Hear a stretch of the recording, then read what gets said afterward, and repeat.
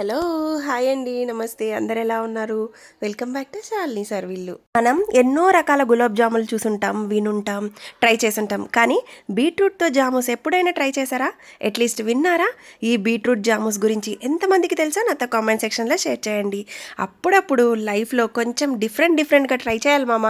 ముందుగా బీట్రూట్ గురించి కొన్ని హెల్త్ బెనిఫిట్స్ తెలుసుకుందామండి. బ్లడ్ని ఇంక్రీజ్ చేస్తుంది, బీపీని కంట్రోల్లో ఉంచుతుంది, అలాగే స్కిన్ గ్లోకి చాలా బాగా ఉపయోగపడుతుందండి. స్టామినాను కూడా ఇంప్రూవ్ చేస్తుంది. ఇలాంటి హెల్త్ బెనిఫిట్స్ మరెన్నో ఉన్నాయి ఇందులో. సో ఈ జ్యూస్ని యూస్ చేసి మనం సూపర్ డెలీషియస్ డెజర్ట్ చేయబోతున్నాం. ముందుగా ఒక పావు కేజీ పచ్చికోవాని తీసుకొని అందులో గుల్లలు అనేది లేకుండా మెత్తగా మ్యాష్ చేసుకుంటూ కలుపుకోవాలి. తర్వాత ఒక 50 గ్రాముల నుంచి 100 గ్రాముల వరకు మైదా పిండిని కూడా వేసుకొని అందులో కొద్దిగా పాలు, కొద్దిగా సోడా ఉప్పు వేసుకొని మిక్స్ చేసుకోవాలి. లాస్ట్లో మనం రెడీ చేసి ఉంచుకున్న బీట్రూట్లో మనం వాటర్ ఏమీ యాడ్ చేయకుండా ఓన్లీ బీట్రూట్లో ఉండే జ్యూస్తో మాత్రమే మనం పిండిని కలుపుకోవాలి. ఈ విధంగా స్మూత్ టెక్స్చర్ ఉండే విధంగా కలుపుకోవాలన్నమాట. గట్టిగా కలుపుకోవద్దండి, జామూసు గట్టిగా వచ్చే అవకాశం ఉంటుంది. పిండిని ఎంత మంచిగా స్మూత్ టెక్స్చర్తో కలుపుకుంటే జామూస్ అనేది అంత టేస్టీగా పర్ఫెక్ట్గా నోట్లో వేసుకుంటే కరిగిపోతాయి అన్నమాట. ఈ పిండిని అంతా కలిపేసుకున్నాక పైన కొద్దిగా నెయ్యిని అప్లై చేసుకొని ఒక హాఫ్ అన్ అవర్ పాటు రెస్ట్ ఇచ్చేసేయాలి. ఈ పిండికి ఒక అరగంట అయ్యాక లిడ్ ఓపెన్ చేసి చూపిస్తున్నాను. పిండినంతా కూడా మరొకసారి కలిపేసుకొని టెక్స్చర్ అనేది ఈ విధంగా ఉండే విధంగా చూసుకోవాలన్నమాట. చిన్న చిన్న ముద్దలుగా తీసుకొని మనకు కావాల్సిన షేపులో జామూస్ లాగా చేసేసుకోవడమే. ఈ విధంగా అన్నిటినీ కూడా క్రాక్స్ అనేది లేకుండా మంచి షేప్లో తయారు చేసి ఒక ప్లేట్లో పెట్టేసుకోవాలి.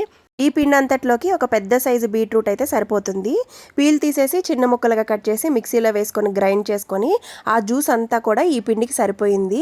తర్వాత మనం పాకం రెడీ చేసేసుకుందాం. స్టవ్ ఆన్ చేసుకొని ఒక కడాయి పెట్టుకొని అందులో ఒక 3 కప్పుల వాటర్ని యాడ్ చేసుకొని 2 కప్పుల చక్కెరను కూడా వేసుకొని చక్కెరని బాగా కరిగించుకోవాలి. పాకం మరి తీగ పాకం ఏం రావాల్సిన అవసరం లేదండి. చక్కెర బాగా కరిగి 2 వేళ్ళ మధ్యలో పట్టుకుంటే కొంచెం జిగురుగా తగిలితే సరిపోతుంది. ఈ విధంగా రెడీ అయ్యాక ఇందులో ఒక 4 యాలక్కాయలని దంచి వేసేసుకొని అలాగే కుంకుమ పువ్వు అండి. కుంకుమ పువ్వు అనేది మాత్రం ఆప్షనల్, మంచి ఫ్లేవర్ కోసం నేను యాడ్ చేస్తున్నాను. ఇప్పుడు మనం పాకం రెడీ అయ్యే లోపల జామూస్ను కూడా ఫ్రై చేసేసుకుందాం. స్టవ్ ఆన్ చేసుకొని కడాయి పెట్టుకొని ఆయిల్ని హీట్ అయ్యాక స్టవ్ ఆఫ్ చేసేసి ఈ విధంగా జామూస్ అన్నీ కూడా వేసుకొని మంచి కలర్ వచ్చేంత వరకు ఫ్రై చేసుకోవాలి. వీటిని హైలో మాత్రం పెట్టద్దండి, పైన కలర్ వచ్చేస్తుంది, లోపల ఉడకదనమాట. ఇట్లా మీడియం ఫ్లేమ్లో పెట్టుకొని ఫ్రై చేస్తే పర్ఫెక్ట్గా లోపల వరకు కుక్ అవుతాయి అన్నమాట. ఈ విధంగా జామూస్ అన్నిటిని కూడా బ్యాచెస్గా వేసుకొని ఫస్ట్ అయితే మంచి కలర్ వచ్చేంత వరకు ఫ్రై చేసుకొని ఒక పక్కన పెట్టుకోవాలి. చూడండి ఫ్రెండ్స్, జామూస్ అన్నిటిని ఈ విధంగా పర్ఫెక్ట్గా కుక్ చేసేసుకొని మనం రెడీ చేసుకున్న పాకంలో వేసేసుకొని, పాకం కూడా వేడిగా ఉండాలి. అలాగే జామూస్ కూడా మనం ఎలాగో ఫ్రై చేసుకున్నవి వేడిగా ఉంటాయి కాబట్టి మూత పెట్టుకొని ఒక హాఫ్ అన్ అవర్ రెస్ట్ ఇచ్చేసామంటే సింగిల్ క్వాంటిటీ కాస్త డబుల్ క్వాంటిటీ అయ్యి జ్యూసీగా పర్ఫెక్ట్గా తయారవుతాయి అన్నమాట.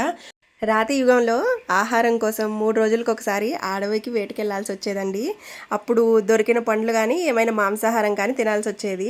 మళ్ళీ అప్పుడు తినకపోతే ఇంకా దొరుకుతుందా లేదా అన్నట్లుగా తినేటోళ్ళు. అలానే మా ఇంట్లో వాళ్ళు కూడా ఈ గులాబ్ జామూస్ మీద దాడి చేశారు. అంత పర్ఫెక్ట్గా కుదిరిందనమాట. Super tasty and delicious gulab jamuns ready అండి. మీరు తప్పకుండా ట్రై చేసి ఈ వీడియో నచ్చితే మీ ఫేవరెట్ పర్సన్స్కి షేర్ చేయండి. మన ఛానల్ని కొత్తగా చూస్తున్న వాళ్ళు సబ్స్క్రైబ్ చేసి సపోర్ట్ చేయండి ఫ్రెండ్స్. Thanks for watching.